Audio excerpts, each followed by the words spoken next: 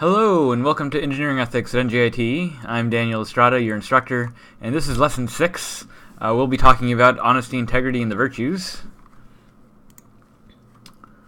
Alright, so this lesson we'll be talking about virtue ethics. I have a few readings from the book. Your Chapter 7 from your textbook goes over virtues of engineering and some professional virtues. I have a couple of readings, one from Sam Harris on The Good Engineer, and then I have this article from Paine on managing organizational integrity. These are both articles that try to relate virtue ethics in some ways to professionalism, not just engineering ethics, but also business ethics. In fact, a lot of the readings from this week are business ethics readings. The Paine article, and then these two articles at the end, what Aristotle can teach us about corporate social responsibility, and then corporate ethics can't be reduced to compliance. These are absolutely relevant to the engineering ethics discussion, but they're more relevant to the business side of engineering ethics. We'll go into that. I'll also talk a little bit about the theory and sort of just make sure we've understood the last few theories. This is where we're going to start with just a quick review, hopefully a fun review, of deontology and consequentialism. So we're learning virtue ethics this week. Virtue ethics is the third of our 3 ethical theories that we're learning this semester. The other 2 we've already learned. Consequentialism we did in Lesson 3, and then deontology in Lesson 5 last week. One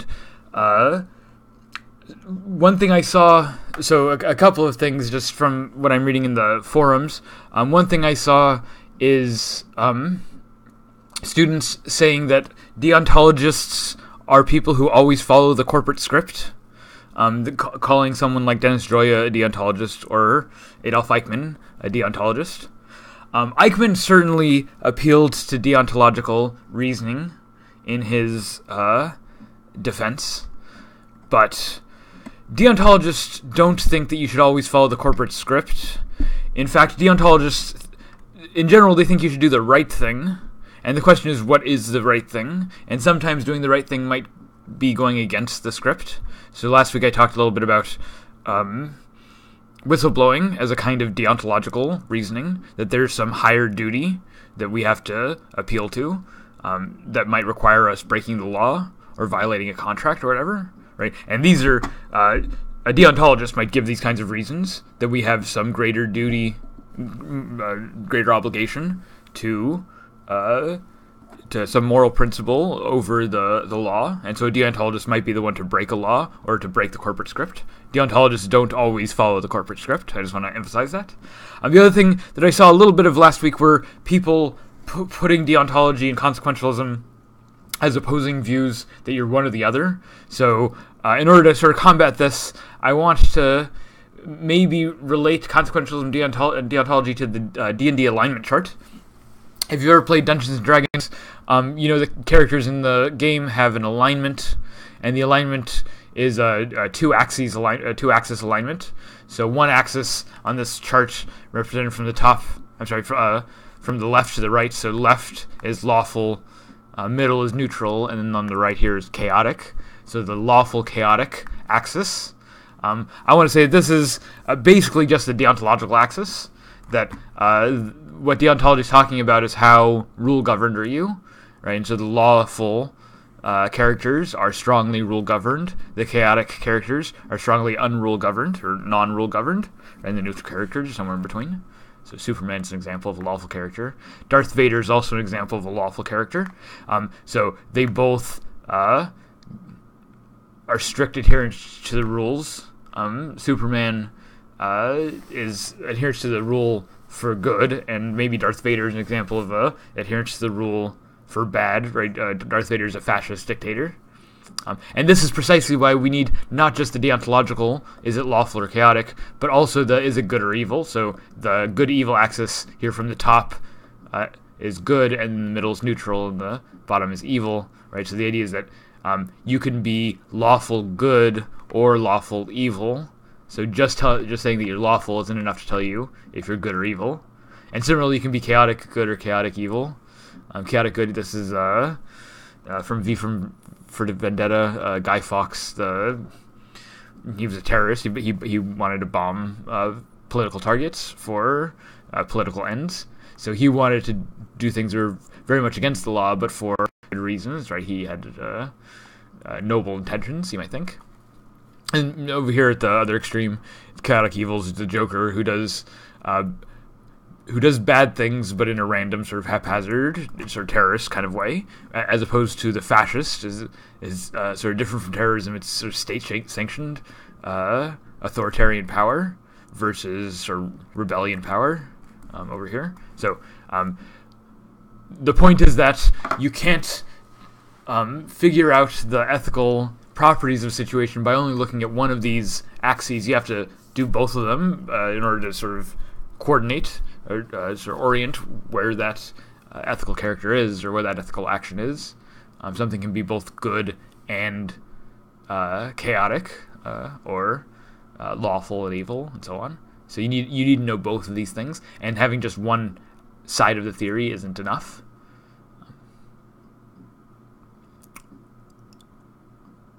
And I'm going to be introducing a third ethical theory today, and you can sort of understand this third ethical theory as adding a third dimension, sort of character dimension, maybe from best to worst, or from excellent to...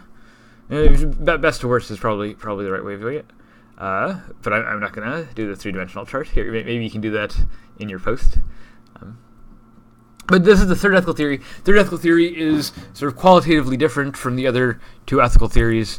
These aren't all of the ethical theories. In fact, there are other ethical theories, things like care theory and so on. But this is maybe the third most popular of the views.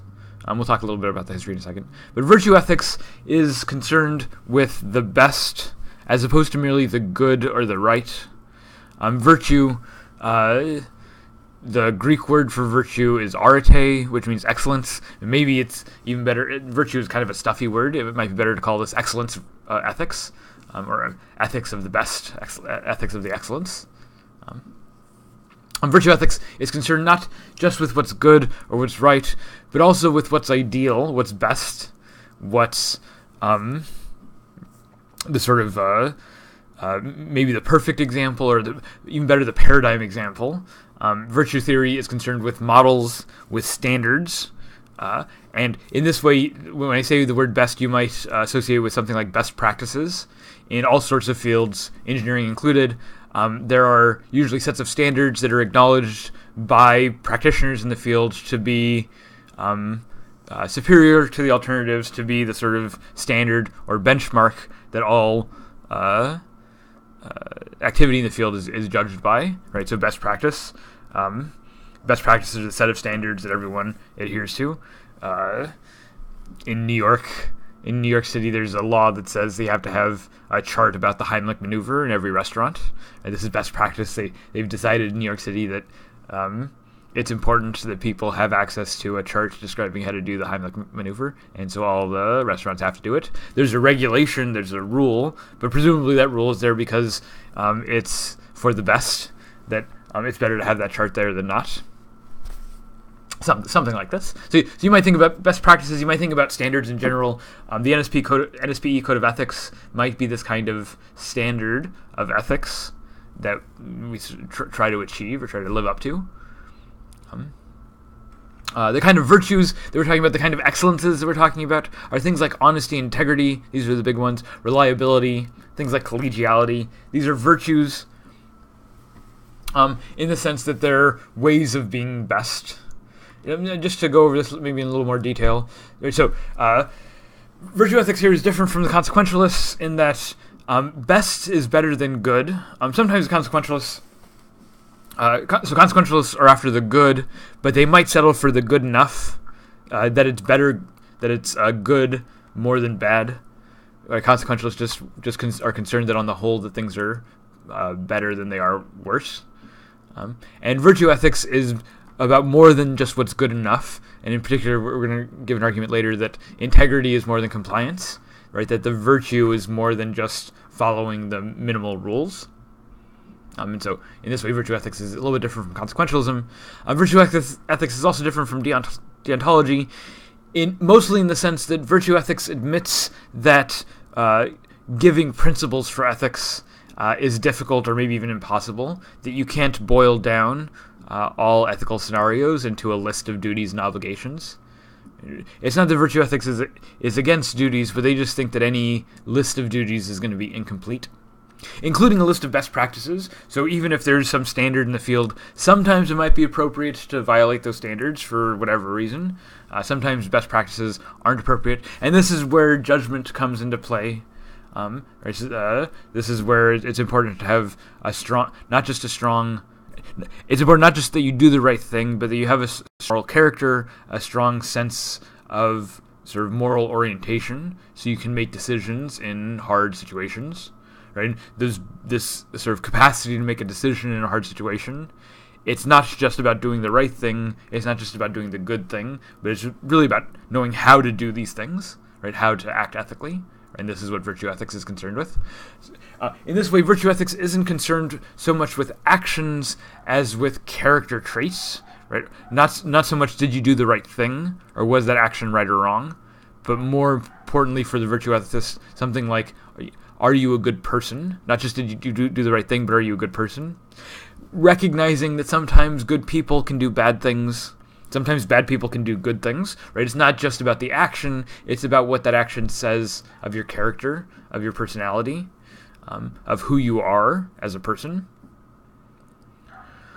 Aristotle says virtue is not an act but a habit, right? And so these character traits they're habituated, and the question is how likely are you to do the right thing? How reliable are you? How much can we depend on you to do the right thing? Because virtues are difficult to capture in rules or in a set of principles, instead virtue ethics tends to reason by models, by looking at examples. And so I have here a picture of from this is a very old comic, the Goofus and Gallant comic. It's sort of a nerdy example of what the virtue ethicist is talking about. But Goofus and Gallant, right? The idea is that they're not just telling you what the right thing to do is and what the wrong thing to do is, but they're giving you examples, right, where Goofus bosses his friends. And it's not just that bossing people is bad, in the sense that it causes bad consequences. Maybe it even causes good consequences. Sometimes it's appropriate to boss people. You know, when you're the boss and you have to tell them what to do, that's a good time to boss people. But bossing people isn't good all the time, and maybe it's not good to boss your friends. Maybe it's better to do what Gallant does and says, "What do you want to do next?" Right? Give friends the option to lead. Right. So the idea here is that this is not the kind of thing you can boil down into a rule, but you can give an example. You can talk about why the example works out for the best for Gallant, and it works out poorly for Goofus. An example of virtuous and vicious behavior, maybe. All right, so I'm going to talk a little bit about Aristotle's ethical theory, because it's what I know best, because I'm a trained philosopher, and philosophers tend to be Western philosophers. But I want to emphasize before I go into Aristotle that virtue ethics is not just Aristotle, and it's not even just a Western view. Virtue ethics was, in some ways, the dominant ethical theory for most of human civilization for the last few thousand years. The consequential and deontological theories are both theories that are fairly modern, fairly recent, that you see sort of after the scientific revolution. But virtue ethics is the kind of theory that you see across the ancient world. I'm going to be talking about Aristotle. Aristotle actually has a sort of late version of this, and you see earlier versions of the same kind of theory. They're not the same in all the details, but the sort of the big picture view is the same, and in particular this view of the doctrine of the mean. You find the same view in Buddhism and in Confucianism. Really a few hundred years before Aristotle does the same thing. And on my view, it's really not appropriate to attribute these views to Aristotle or really any of these figures. I want to attribute the views mostly to the Silk Road. The Silk Road, which is the trading route that connected China through India and into the Middle East and Greece and the Western world. The Silk Road was the infrastructure that connected together the ancient world, and ideas traveled all along the Silk Road, including ideas like virtue ethics. So I think the reason that all these figures across the ancient world have more or less the same theory is partly because they're sharing ideas across Silk Road infrastructure. Silk Road was like the internet of the day. Another thing I want to emphasize here, Confucianism, Buddhism are religious traditions that they have sort of religious or maybe spiritual components. But all of these traditions recognize these thinkers in particular as at least having natural origins, right? So Buddha was a prince. He was the son of a king, and he goes out and achieves enlightenment by meditating and thinking about the nature of human suffering. Some traditions treat this enlightenment as a mystical process and treat him as sort of a god figure afterwards. But there are versions of Buddhism that aren't mystical in this way, and don't treat Buddha as being having supernatural powers.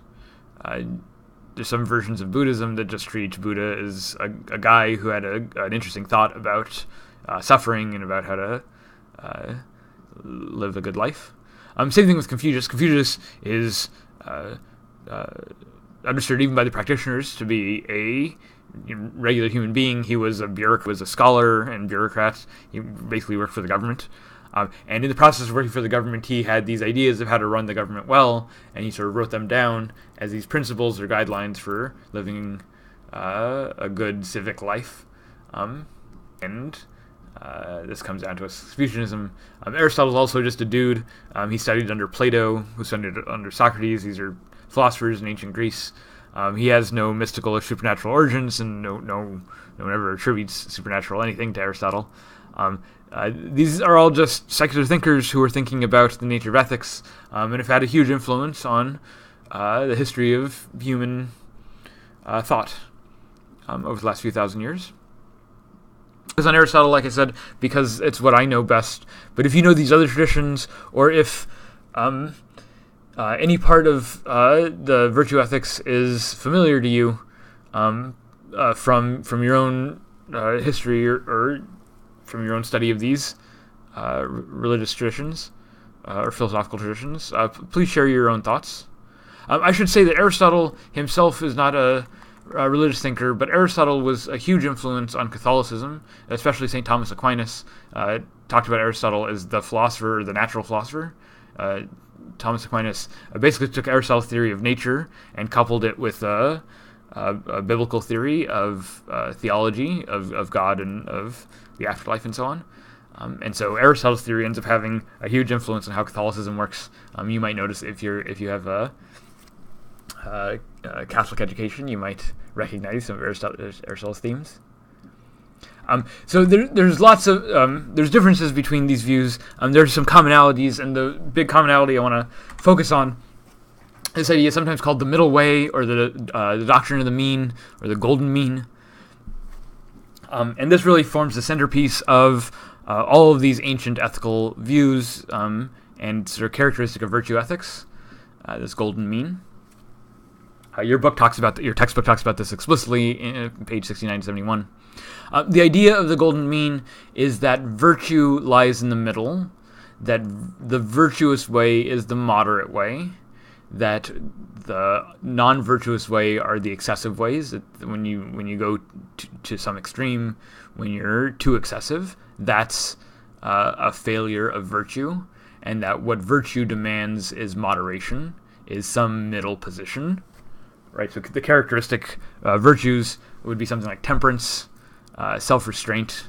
Someone who's temperate usually doesn't drink, usually doesn't party, sort of is very humble, very sort of meager in their attitudes and lifestyle and so on.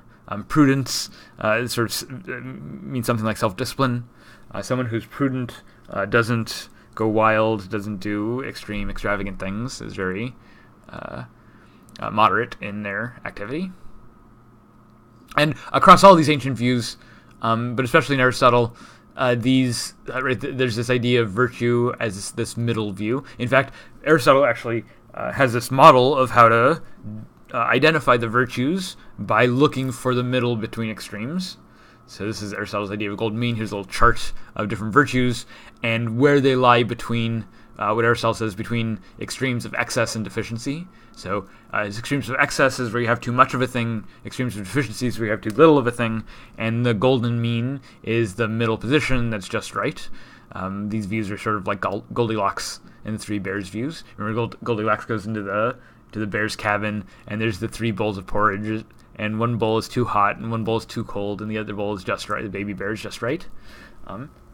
So the just right view. This is the idea of virtue ethics, the golden mean. That the virtues, the excellent ways of being, the best ways of being, are the ways that are right in the middle. So Aristotle's core example of this is courage. Someone who's courageous, that courage is a virtue, we ought to be courageous, that the best of humanity, the most excellent, is a courageous person. And so what is courage? Well, courage is the behavior that lies between an extreme of excess and deficiency. The extreme of excess is, maybe start with deficiency. The extreme of deficiency is cowardice. So someone who doesn't have enough courage is a coward. A coward runs away from danger immediately. But there's another extreme also. So in some ways, there's two ways of being non-virtuous. There's two ways of being extreme, but there's only one way of getting it right. So you can go too far off in one direction and become a coward, or you can go too far off in the other direction and be rash. So the rash person, so the coward runs away from danger, the rash person runs into danger. It's after like school shootings or these sort of big mass shootings, you sometimes see news stories of people who grab, instead of running away from the crowd, running away from danger, you see people who grab their gun and run into the battle. And you might think that this is rash. This is sort of foolish. You make the situation more dangerous by running in with your own weapon. Because then people aren't going to know if you're the shooter or if you're helping people. It's going to cause more confusion. You might get shot. It might result in other people getting shot on your account. Right? This is rash. The courageous person does the courageous thing, but they do it in a way that's not overly foolhardy and rash, and they do it in a way that's not cowardly. Maybe the courageous person doesn't run with a gun, but maybe the courageous person sticks around to help survivors get to a safe location, something like this. The courageous person does the right thing in the right way for the right reasons, to the right extent. They don't go overboard, they don't go underboard, they do the exact right thing. Temperance, we talked about temperance, and patience. Patience is a virtue. The deficiency of patience, if you have too little patience, you lack spirit. If you have an excess of patience, then you're irascible. Irascibility. Wittiness is a virtue. Boorishness is a deficiency of wittiness, and buffoonery is an excess of wittiness. Wittiness is like, you have a sense of humor. If you have no sense of humor, you're a bore. If you have too much sense of humor, then you're a buffoon. Having the exact right sense of humor is in the mean somewhere. And why do we care about being virtuous? What does it matter if we're excessive or if we're deficient in some way? And by the way, you can be virtuous in some ways and not virtuous in other ways. You might be very courageous, right? You're not a coward, you're not rash, but maybe you're not very witty. Maybe the person who's very courageous is also just not very witty, and so they're deficient in that way, but they're virtuous in the other way, right? So these are lots of different dimensions of your character.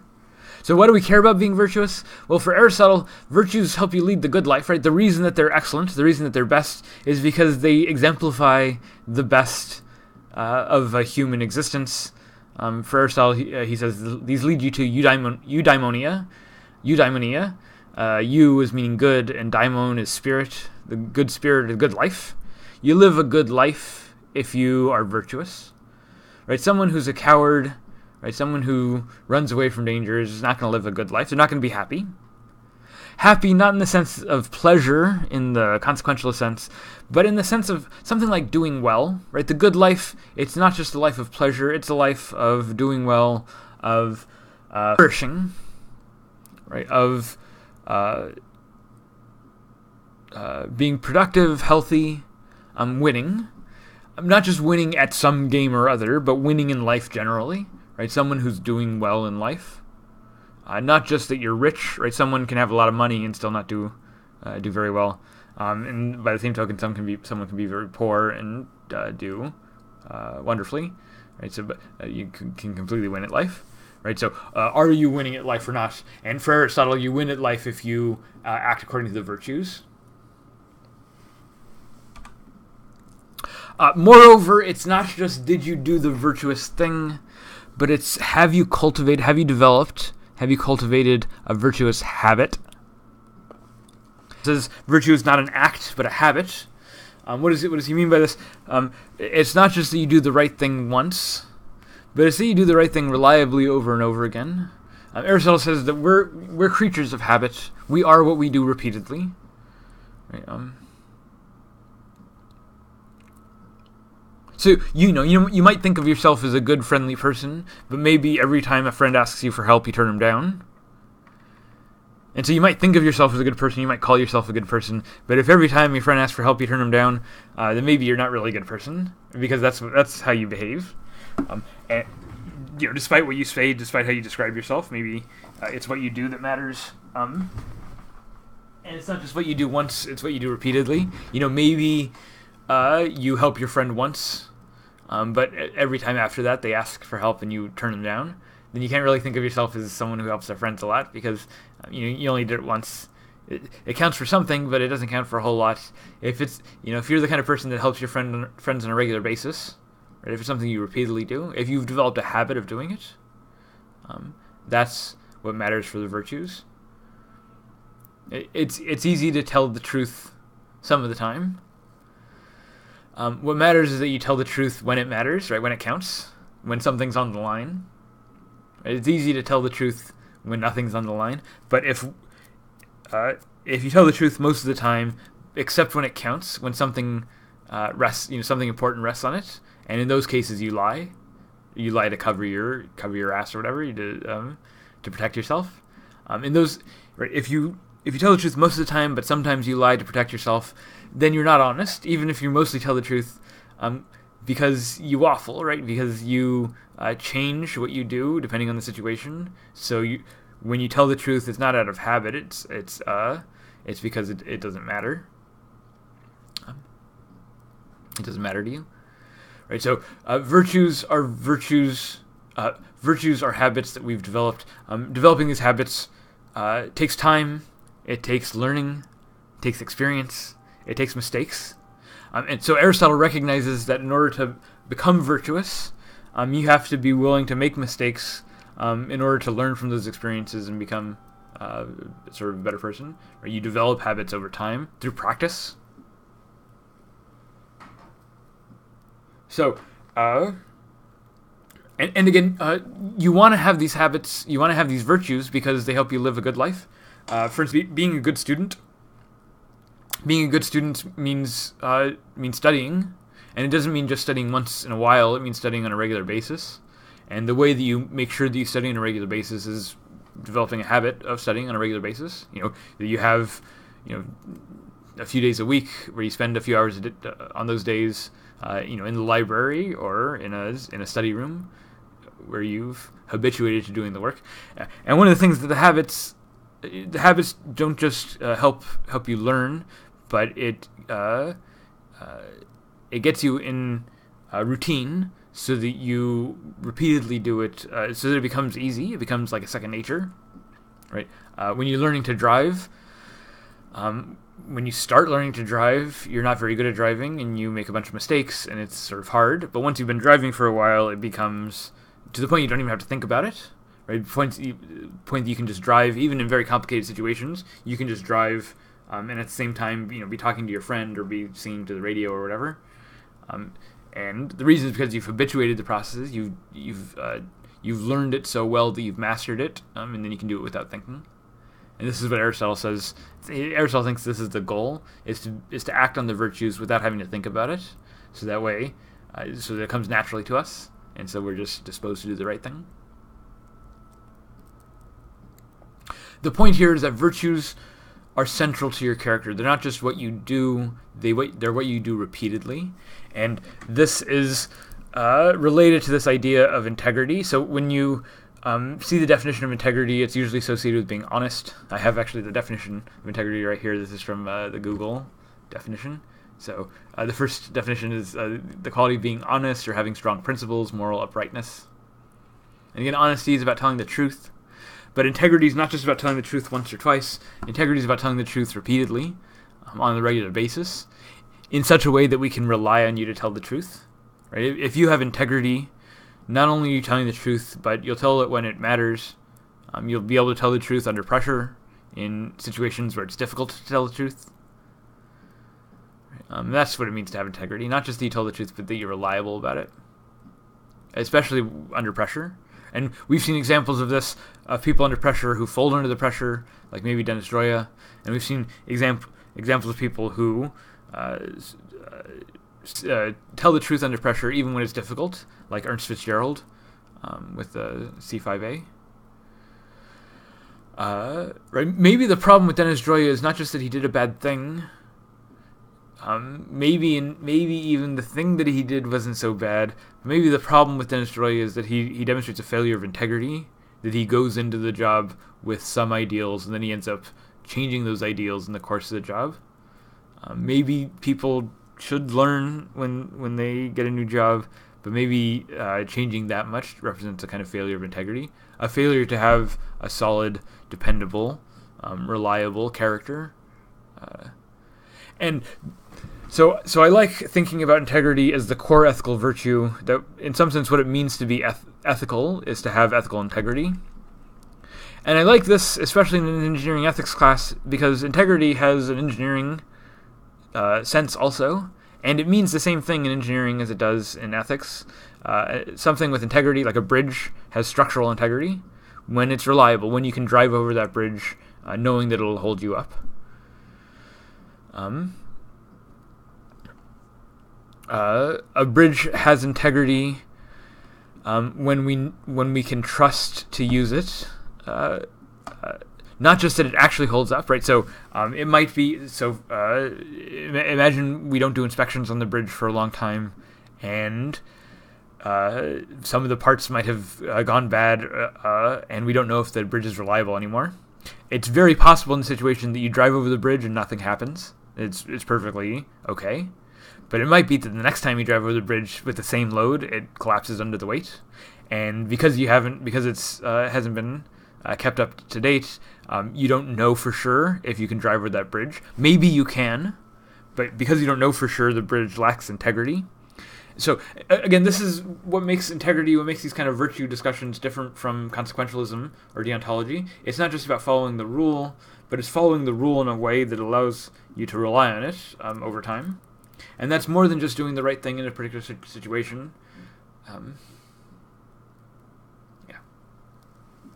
An unreliable bridge might still let you get across it, but you don't know if you're going to get across the next time.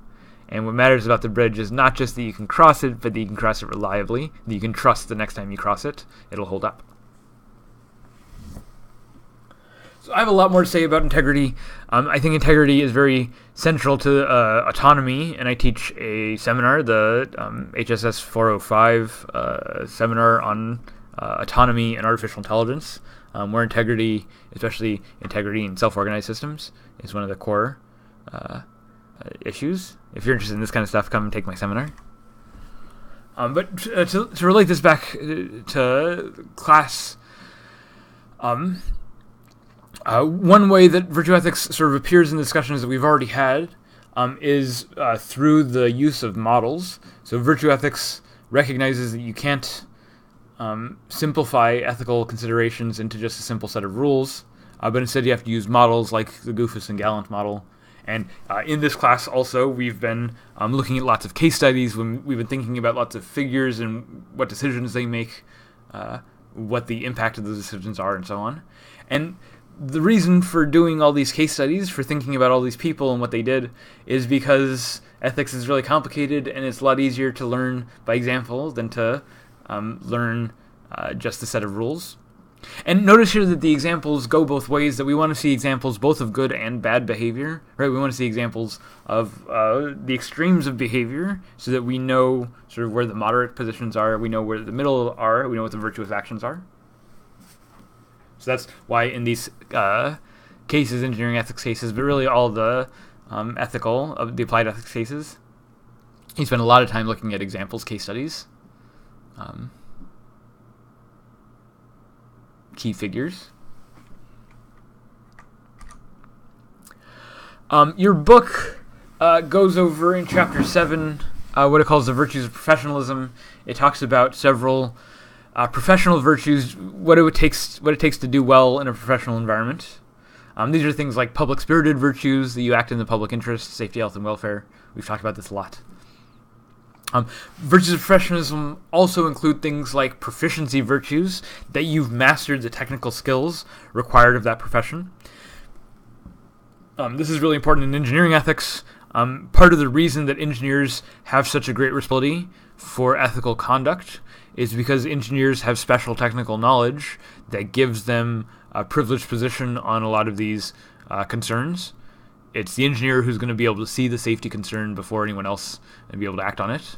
And so it's really important that the engineer understands the ethical consequences so that they know how to properly apply their technical skills for the best ethical outcome.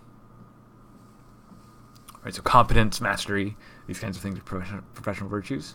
We've already talked a little bit about teamwork virtues, about things like collegiality. About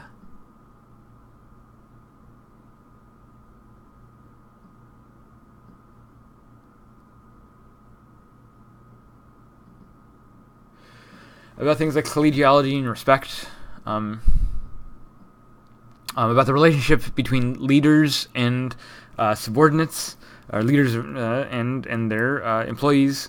That the leaders lead by example, that they show themselves to follow the rules that they give their subordinates. If there's duplicity or hypocrisy in leadership, this sort of breaks down the team working environment. The book also talks about things like autonomy virtues, the capacity for self-control, self-discipline. Integrity falls into the autonomy virtues. Things like reflective judgment.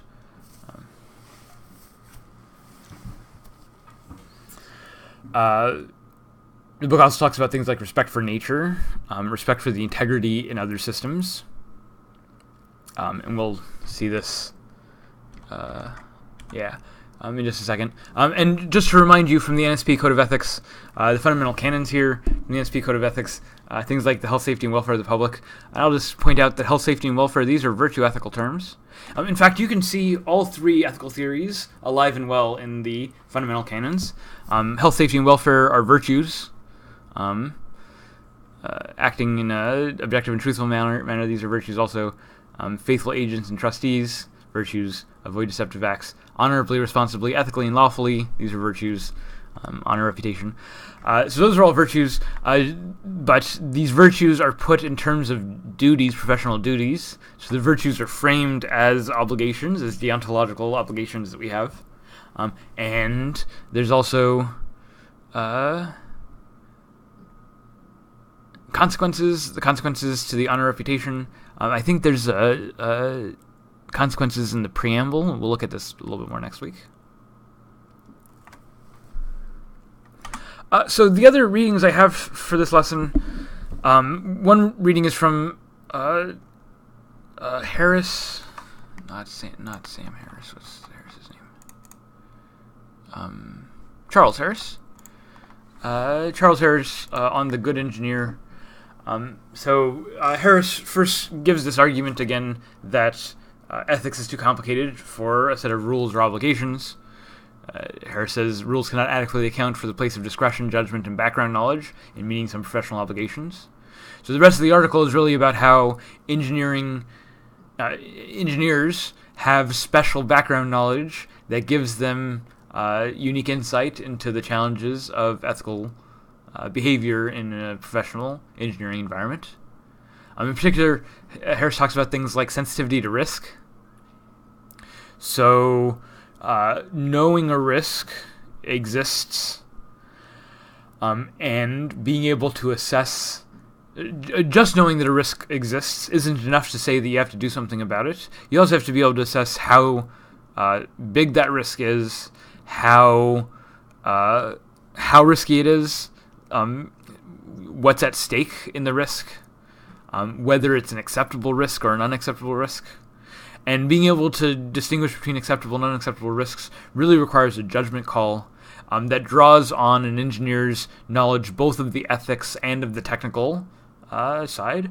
Right, so you have to know something about space shuttles in order to understand why those O-rings are a risk. I mean, it's not that hard to explain, but it's the engineers who have the detailed knowledge to understand why it's a risk and just how important that risk is, how it needs to be taken into account. In the same way, the good engineer might also need to understand not just the safety risk, but also sort of technosocial risks, have a sensitivity to technosocial dynamics. In particular, the engineer understands how the engineering projects that they build affect society and how the social forces in society also influence their own technology. So a lot of what we've been doing in this class is trying to build social technical awareness or technosocial awareness to help to build an understanding of the interacting feedback between technological or engineering projects and the larger social and cultural forces. Harris talks about some other of the virtues, respect for nature that we mentioned, commitment to the public good, and so on. I also have this article by Lynn Sharp Paine. It's a pretty good article from the Harvard Business Review. These are business ethics articles. This is an article called Managing for Organizational Integrity, and Paine makes the argument that an ethical organization has ethics built in from top to bottom, and sort of they do what they say what they mean, and it's sort of embedded in the in the organizational culture that the ethics takes priority. She gives a lot of examples, a lot of interesting examples in the paper. I'll just point out two of them that make for an interesting contrast. One is the Beechnut lawsuit. Beechnut is a food product. They were owned at the time by Nestle, and Beechnut was failing. They make juices of various kinds. They make apple juice, for instance. They had just brought in a new CEO to help fix the failing company, and the new CEO comes in realizing that the vendor supplying their apple juice is not actually putting any apples in the juice, and that it's really just sugar water with some flavor chemicals. But they're advertising it as real fruit juice, and this is an ethical problem. The CEO went in.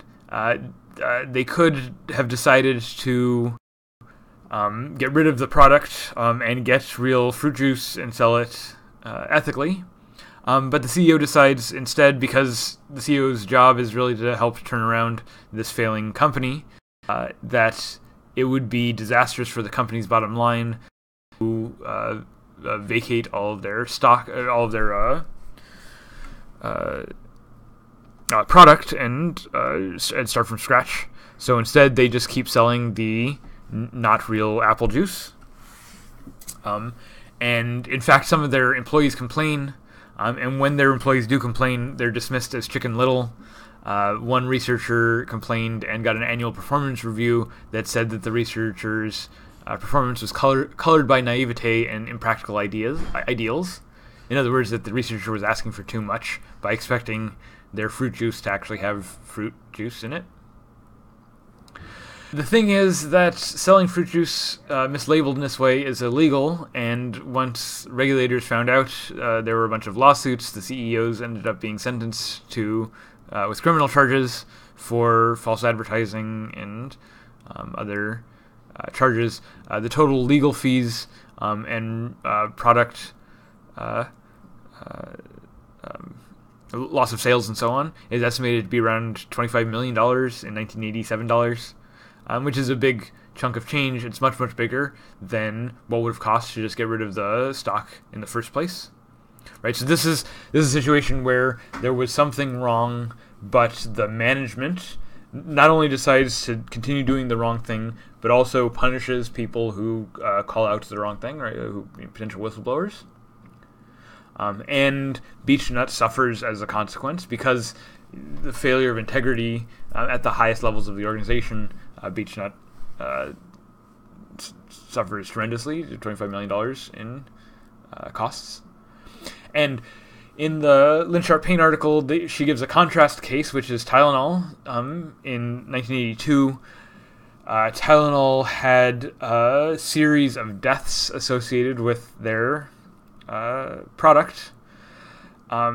It seems like some of their pills were laced with cyanide, and it wasn't clear if that cyanide was applied to just a couple of pill bottles in a specific store in a few stores in the Chicagoland area, or if the cyanide was laced at the factory and sort of distributed much more widely. But 7 people died within a very short period of time in Chicago, shortly after taking cyanide-laced Tylenol tablets. It looks like there was a malicious actor lacing tablets with cyanide. But they don't know if it was local or if it was affecting their whole distribution model. After these deaths, Tylenol stock plummets, loses 30% of its value in just a few weeks. Tylenol is owned by Johnson & Johnson. And the CEO of Johnson & Johnson, almost immediately after the scandal, gets media play, decides to issue a recall, and they recall all 31 million bottles of Tylenol in all of the stores across the country. There's this huge nationwide recall. It's one of the largest recalls at the time. It cost millions of dollars. But the stock recovered its price fall over that period of time. They were able to recover the brand. They might have lost the Tylenol brand to bad marketing if they hadn't done this recall. So they were able to save the brand. They were able to save the stock value. And it was also a huge lesson in corporate ethics. According to the article, there's I actually link to a New York Times article here. And according to that article, people didn't do recalls before 1982. We know this from the Pinto case. People didn't like to do recalls. They were very resistant to doing recalls. And this Tylenol recall was a huge, high-profile recall. And it turned out well for the company. It was very expensive at the time, but it saved the company. It was that expense was probably what saved the company at all. Tylenol might not be here today. Johnson & Johnson might not be here today if it weren't for them having the integrity to do something dramatic about this potential problem. Nowadays, even some seemingly minor things can get enough media attention to issue a recall. There's the Tide Pod scandal right now, people eating those Tide Pods. It's sort of silly. In fact, very few people have actually been hurt from eating these Tide Pods. More than is good, but it's not that many people, but still it's this huge scandal, and now there's a bunch of regulations about how to fix this and so on. Yeah. I was going to say something about guns, but maybe I shouldn't.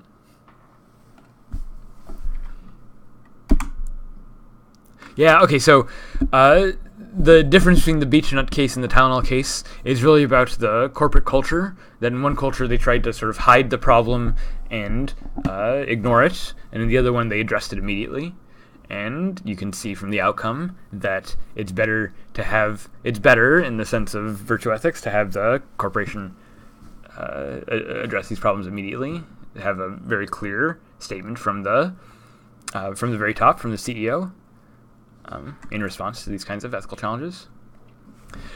So the Lynn Sharp Paine article puts a lot of this discussion in terms of the difference between compliance and integrity, where compliance is about meeting the bare minimum standards that are required of you.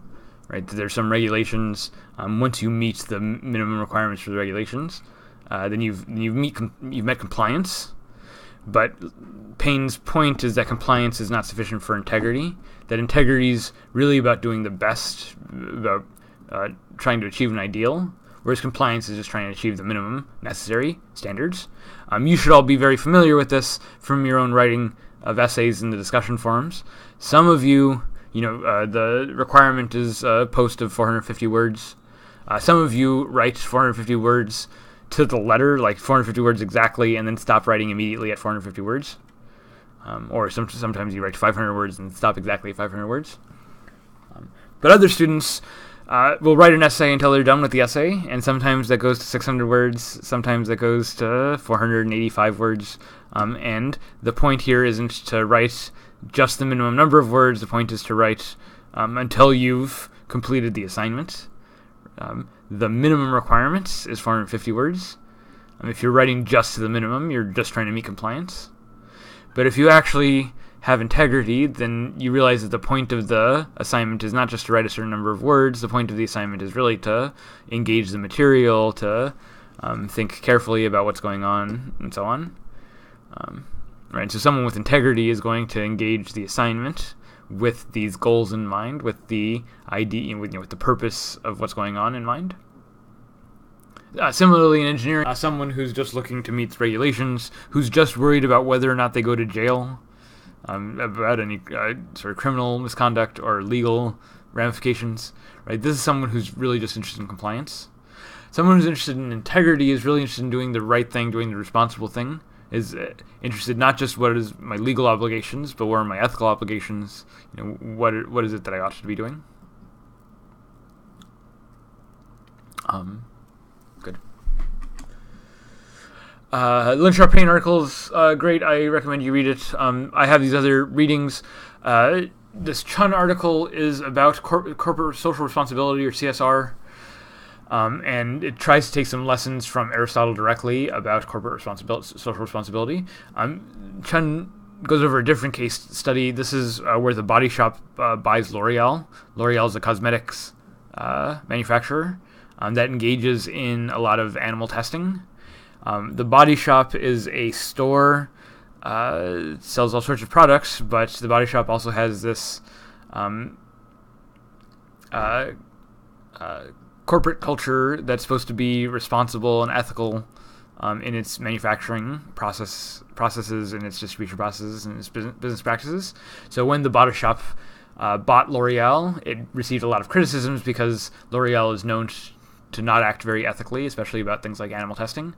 And so the article here is about what happened to the Body Shop and what the Body Shop might be able to learn from virtue ethics in dealing with these kinds of ethical controversies, like its buying of L'Oreal. And then this Ray article in 2016 is more on this theme of the difference between compliance and integrity. And they go over some more virtues of professionalism to talk about why compliance isn't enough.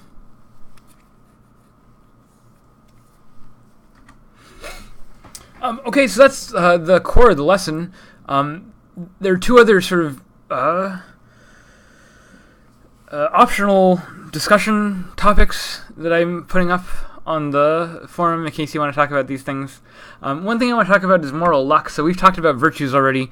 Aristotle thinks, and most of the virtue ethicists think, that acting virtuous is the way of living the good life, of living a happy life. But even Aristotle recognizes that just acting virtuously, or just trying to act virtuously, isn't enough to live a good life.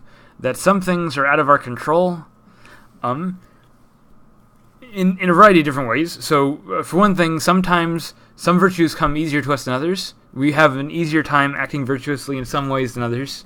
Maybe I don't have any problem being tempted by drugs or alcohol, but maybe I have a sweet tooth and I can't resist eating cake, right? So some vices I can avoid, but other vices I succumb to, right? And for some people it's easier than, for some virtues and some vices it's easier than others, and for some people it's easier to maintain virtuous behavior than others. Some people find it more difficult to be virtuous. And sometimes this happens not because the people have done anything wrong, but simply because it's out of our control.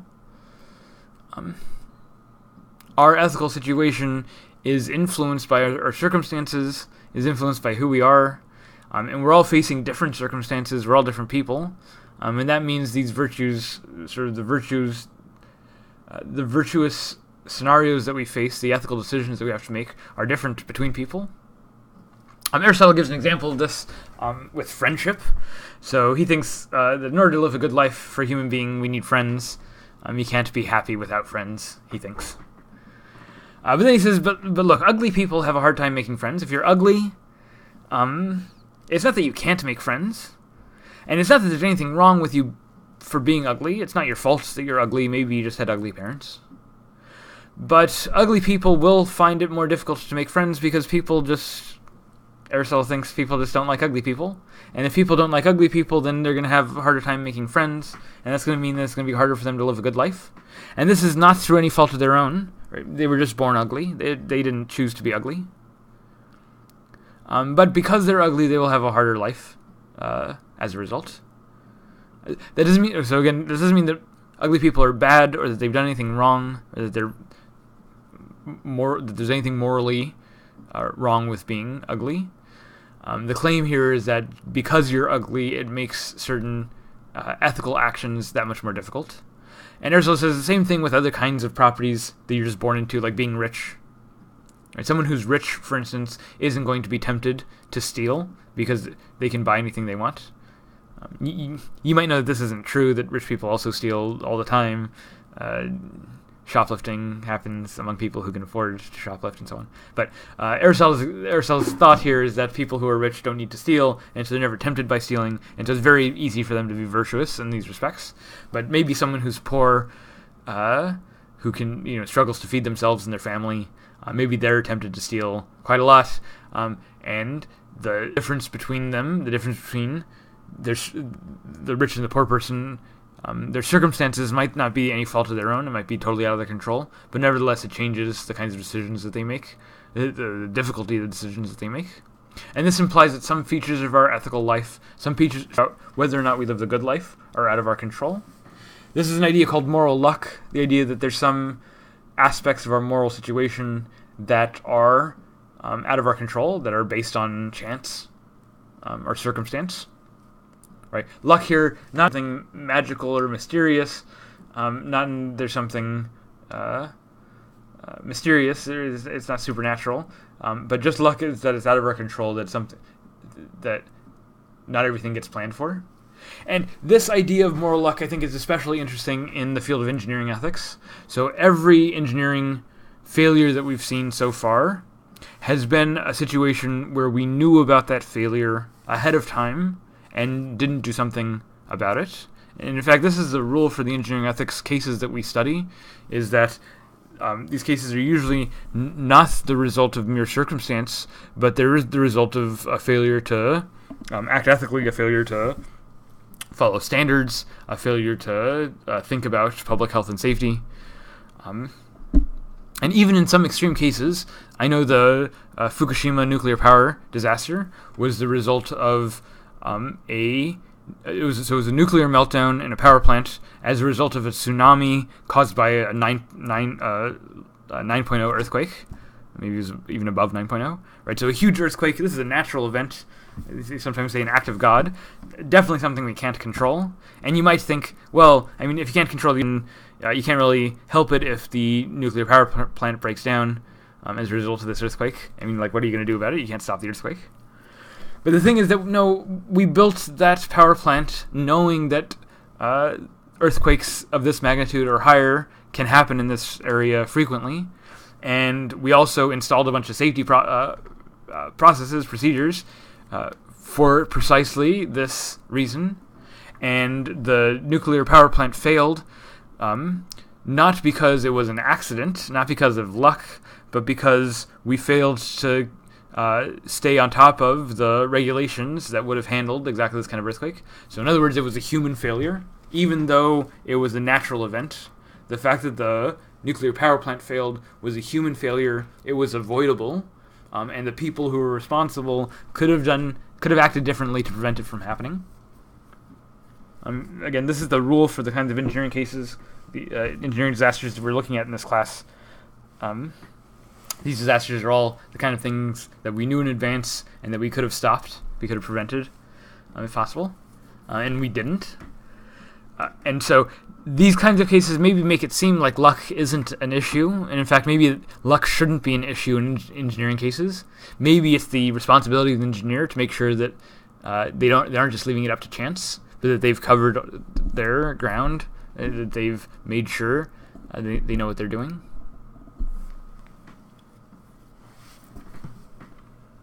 So talk about luck.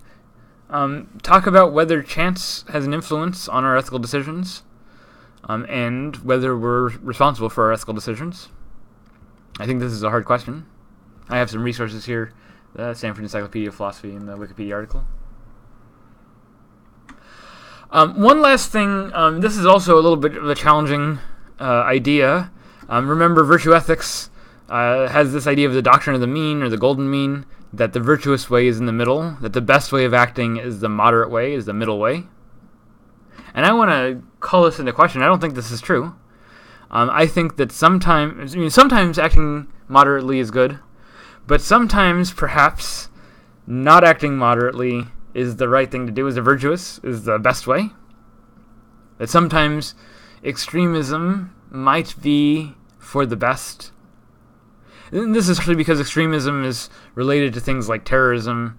In our conversations in the news media, when people say extremists, they tend to mean something like a terrorist. And of course, terror is good. So I don't want to argue for terror, and I'm not trying to defend terrorism.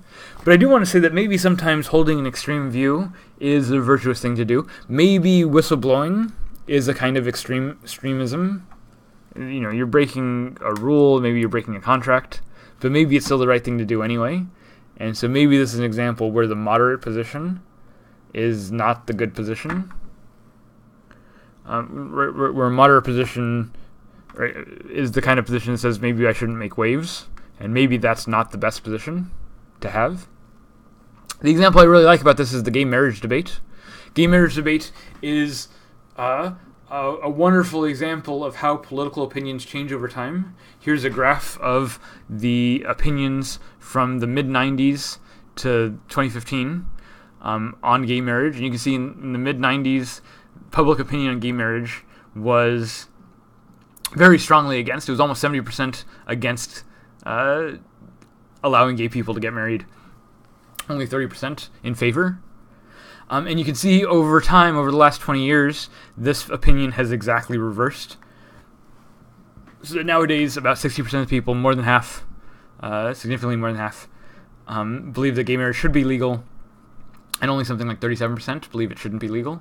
Right? So there was a full switch in public opinion. And I want to say that the reason that there was this switch in public opinion was because of activism. It was because people were out in the streets protesting injustices. Right? There was a civil rights movement in the name of gay marriage. It involved activists in the streets. It involved lots of disruption. It also involved a lot of things like celebrities. During this time period, a lot of celebrities came out of the closet, who had been in the closet for a long time. And this part of what this does is it gets people talking about the issue. It also gives us examples of gay people that aren't just stereotypes, just sort of negative cultural stereotypes. But now if my favorite celebrities are all coming out as gay, then I can't just hold on to these ignorant stereotypes. Maybe I don't know someone that's gay, but if I'm starting to see a lot of pictures of gay people in diverse settings, or gay people who aren't just fitting into my narrow cultural stereotype, right? This is the kind of thing that changes public attitudes. But this didn't come easy, and there was a lot of fighting about it. A lot of people on the other side who very strongly resisted the idea of gay marriage. Still, there's lots of people who resist the idea of gay marriage. And because of this resistance, there was also a moderate position in this debate. I don't know if you all are old enough to remember in this debate. There was the pro-gay marriage side. The side said that gay people should have the right to marry. There was the anti-gay marriage side that said that marriage should be between a man and a woman and that gay people shouldn't have a right to marry. And then there was a moderate view. This moderate view was held, for instance, by Hillary Clinton. It was held, in fact, by a lot of politicians, centrist politicians. And the idea of the moderate position here was to sort of have the best of both worlds. The moderates, Hillary Clinton's argument, the moderate position was for civil unions. The civil unions were supposed to be best of both worlds. It was supposed to be a way of saying, okay, marriage has these sacred religious connotations, and we don't want to step on any religious people's toes by appropriating their tradition. So instead of calling it marriage, we're going to make a civil union, which is a civil category of a relationship that is recognized by governments, but it doesn't have to be recognized by churches. And so that way, right, so this is a sort of separate but equal policy. Gay people, they can't get married technically, this is the idea, but they can have civil unions, which is like marriage in lots of important ways. Maybe it's unlike marriage in that you don't call it a marriage, you just call it a civil union. But this is supposed to make people on both sides happy. Right? This is supposed to make the people who want to protect marriage, the so-called sanctity of marriage, you let them have their marriage, and then we can give this other thing to gay people, and then hopefully that makes everyone happy. So this is the moderate view in the debate. And it's important that the moderate view did not win this debate, right? The pro-gay marriage side won this debate. They won this debate with a Supreme Court decision around 2015. So now gay marriage is the law of the country, law of the land. It's also quite popular. Most people believe that gay people should have a right to be married. And I want to say that not only was the moderate position the loser in this debate, but it was also the bad position to have. And it was a bad position for the following reason. I mean, there's lots of reasons. Separate but equal is almost never a good strategy. We have a long history in this country of trying to establish separate but equal institutions and having them be, monstrous affronts to human dignity. And a civil union position in the gay marriage debate would have been the same thing, right? It would have been second-class citizens, a second-class marriage. And this kind of separate but equal strategy is never a good idea.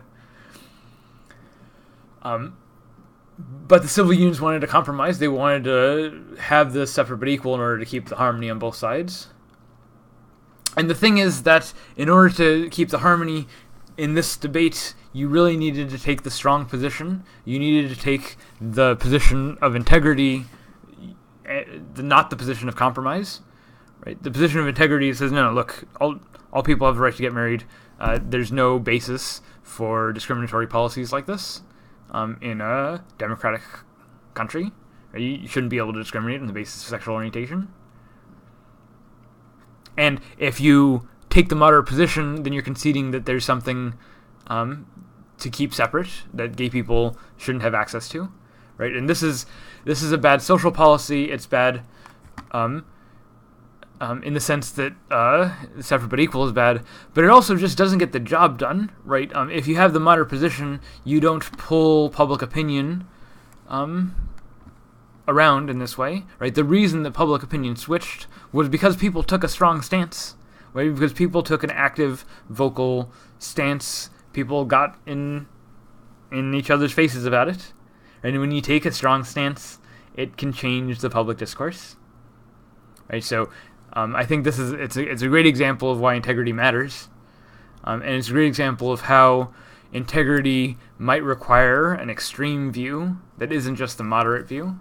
Right? We want to take the pro-gay marriage side because that's what pulls the entire public discourse in that direction. If you take the civil union side, then you sort of languish in this middle position that